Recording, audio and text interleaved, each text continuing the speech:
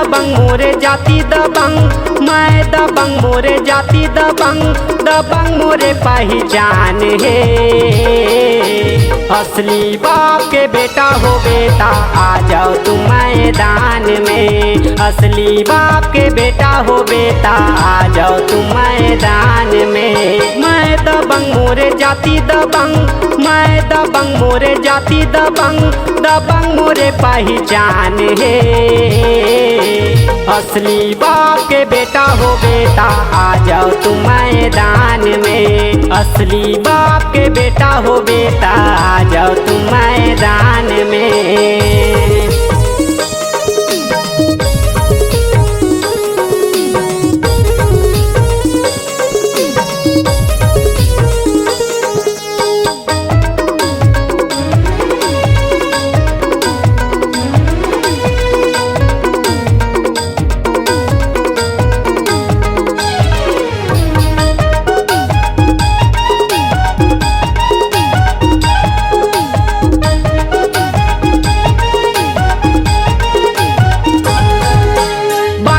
दास के चलायो सतनामी राजा के चलायो, बालक दास के चलायो सतनामी राजा के चलायो।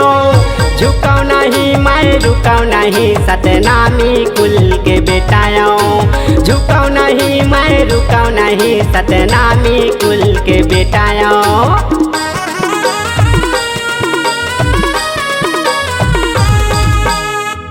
बांधा के कहानी सतनामी बेटा सुनामी और बांधा के कहानी सतनामी बेटा सुनामी। राजा गुरु मोरे बालक दास के धटकत अभिल जवानी है, राजा गुरु मोरे बालक दास के धटकत अभिल जवानी है। ऐसे दहाड़ों मैं हाँ जैसे बघवारे, ऐसे दहाड़ों मैं हाँ जैसे बघवारे। बैरी बा बैरी हो मैं हाँ सीधा बा सिधवारे, बैरी बा बैरी हो मैं हाँ सीधा बा सिधवारे।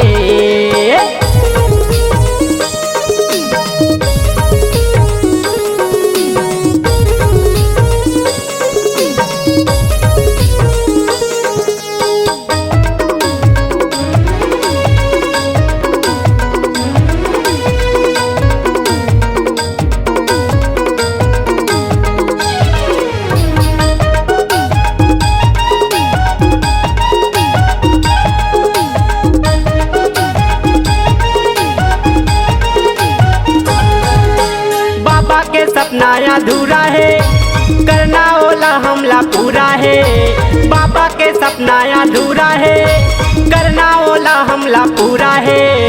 एक नहीं का मोरे समाज में जैसे भातर चूरा है, एक नहीं का मोरे समाज में जैसे भातर चूरा है।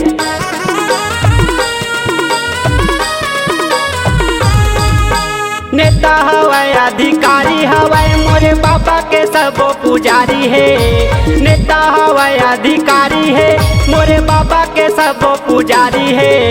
देखा देबो हम बता देबो सतनामी कत का भारी है, देखा देबो हम बता देबो सतनामी कत का भारी है। ऐसे दहाड़ों मैं हाँ जैसे बघवारे, ऐसे दहाड़ों मैं हाँ जैसे बघवारे।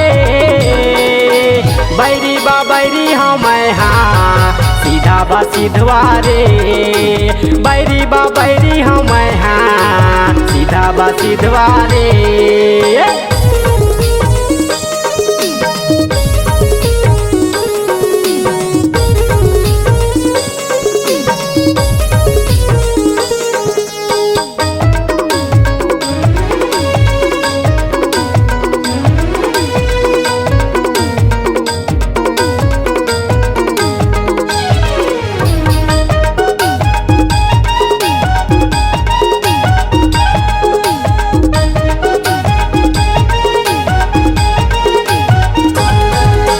अत्याचार हो गए समाज पर जट खाम हमार हमारे तोड़ा थे।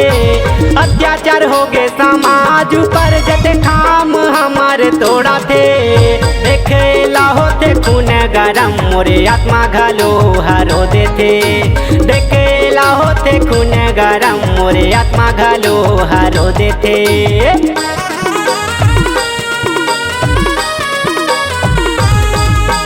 तीरे नहीं तलवार बनाओ सतनामी बेटा तुम धार बनाओ। तीरे नहीं तलवार बनाओ सतनामी बेटा तुम धार बनाओ। अत्याचारी जुलुम जन सहो सतनामी बेटा जाग उठाओ। अत्याचारी जुलुम जन सहो सतनामी बेटा जाग उठाओ। ऐसे दहाड़ो तू मन जैसे बघवा रे। ऐसे दहाड़ो तू मन जैसे बघवा रे। बैरी बन जाओ सीधा बा सीधवा रे। बैरी बन जाओ सीधा बा सीधवा रे। मैं दबंग मोरे जाति दबंग। मैं दबंग मोरे जाति दबंग। दबंग मोरे पहचान है। असली बाप के बेटा हो बेटा आ जाओ तुम मैदान में। असली बाप के बेटा हो बेटा आ जाओ तुम मैदान में। असली बाप के बेटा हो बेटा आ जाओ तुम मैदान में। असली बाप के बेटा हो बेटा आ जाओ तुम मैदान में।